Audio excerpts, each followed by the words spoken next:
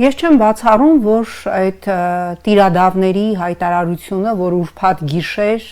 15 եկեղեցականներ մի անգամից միացան Նիկոլի Ֆեյք բարենորոգման ծրագրին, այն դեպքում, երբ որ ուրբաթից 2 օր առաջ կամ 3 օր առաջ կամ 1 շաբաթ առաջ իրենց սոցիալական էջերում իրենք ամենակոպտագույն լեքսիկոնով երբեմն ինձ համար հոգևորականի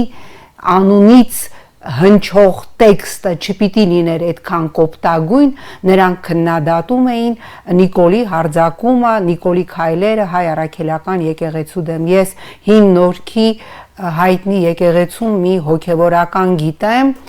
ով միջև վերջերս այնպիսի սեռական բնույթի հայհոյանքներ էր հնչեցնում ռեժիմի հասցեին, կարող եմ ասել, նրանց մեջ էր նաև օրինակ Տեր Զգոնը,